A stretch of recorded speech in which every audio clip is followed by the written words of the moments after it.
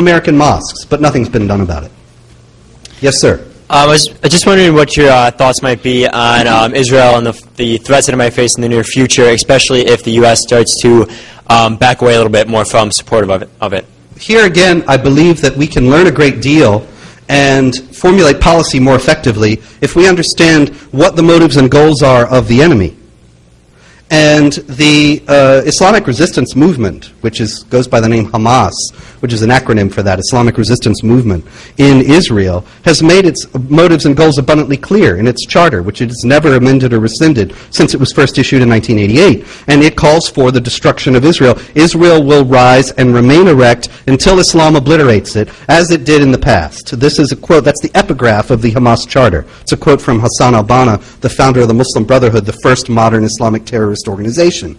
That is what they are about. That is what they are after. They will not accept land for peace. They will not offer peace for land. They will only accept concessions on the part of the West as an impetus to move more forthrightly and more strongly to press forward toward that goal of the total destruction of Israel. Israel is one of the several front lines of the global jihad today. And if we were dealing with this problem on that basis, dealing with resisting this ideology, this totalitarian and expansionist ideology, wherever it is found, then we would not be even remotely considering backing away from Israel, but strengthening our commitment to Israel.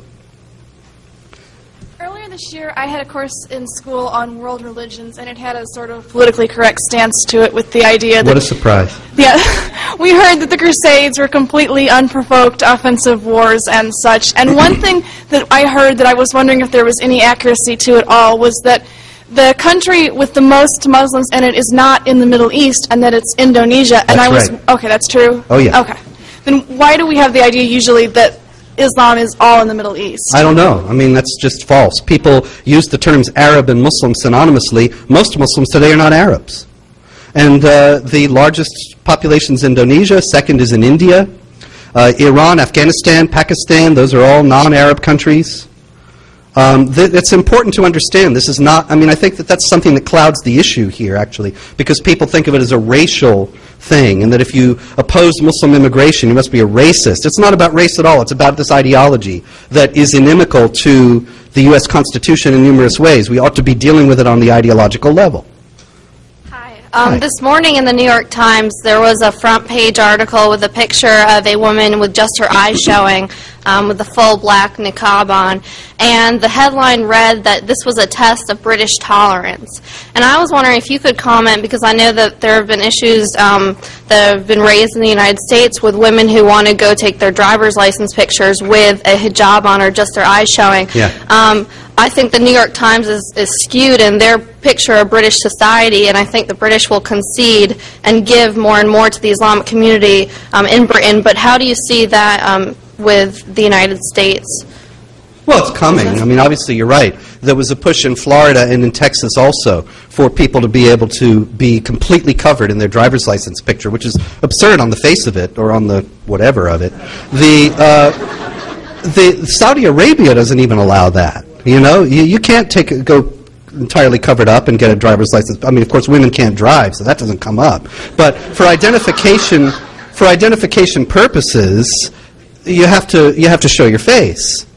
You know, what's common sense in one place is a political struggle in another. There are increasing efforts. I mean, we just saw that in Kansas City, they put in at taxpayer expense footbaths into the airport for the Muslim cab drivers, and they said, oh, see, this is not religious. It certainly is religious. In Islamic law, you want to pray those prayers 5 times a day, you have to do various ablutions before you pray. You can't pray before washing, and one of the things you have to wash is your feet. The footbaths that were installed in the Kansas City airport are exactly the same footbaths you will find in mosques. They are not used for anything else. And there is no other, you know, how many times have you been going through an airport and think, I really want to wash my feet?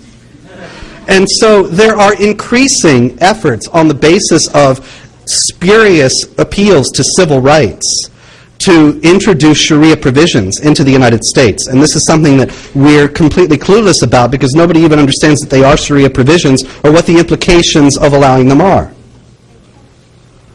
I don't hear any discussion on this apart from the fact that the first thing Bush did after 9/11 was fly to the communist superpower, Red China. But to what extent do you think that this attempt to get us to submit to coercion is a use of the Muslims, both past, present, and future, either by the Soviet communists or the Red Chinese communists or the Socialist International, basically to use them as a tool for world socialist communist domination? People have tried to use Muslims for their own political purposes throughout history. One of the stories that I tell in this book is about the Byzantine Emperor John VI Cantacuzenes, who made an alliance with the Ottoman Sultan in a dynastic dispute.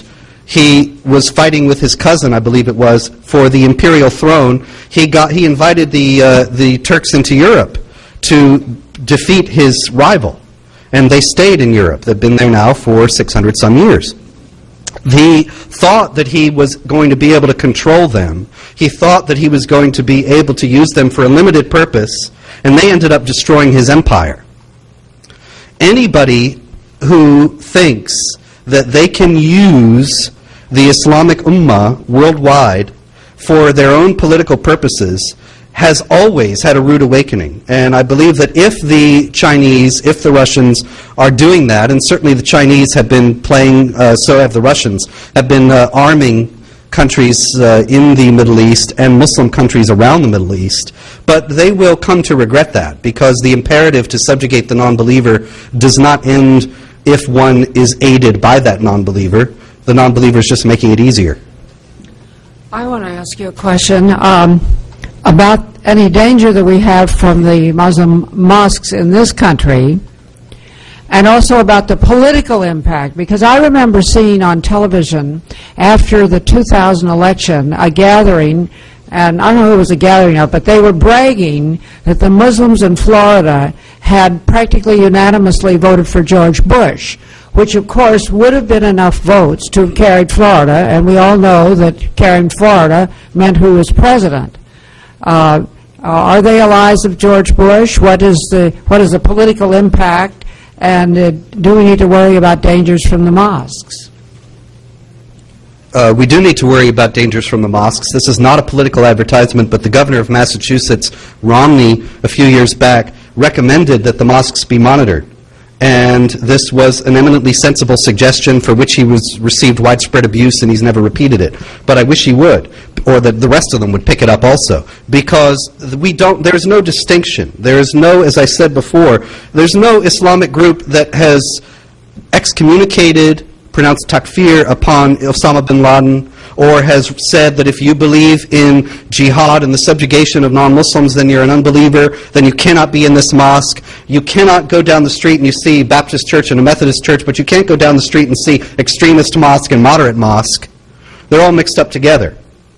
And so we don't know where jihad terrorists are working, but we know that they're working in mosques, and we have precedent that they're working in American mosques. Every mosque ought to be monitored as a result of that, unless and until the American Muslim community begins to show, not just in words, but in actual deeds, that they are not allowing this material to be preached in their mosques. But they're not doing that. And you're right, yes, there is a voting bloc. It's not as large as it had been thought. The Council on American Islamic Relations and others have been saying there's 6 or 7 million Muslims in the United States. They're not. They're only about 2.3 million. Are they voting Republican or Democratic? No, they were voting Republican, but after 9/11, they've been voting overwhelmingly Democratic and voting as a bloc, and they are very likely to continue to do so. All right. Well, thank you, Robert Spencer. Robert Spencer is a fellow with the Free Congress Foundation. This event was part of Politically Incorrect Guide Day 2007, sponsored by the Eagle Forum. For more, visit eagleforum.org.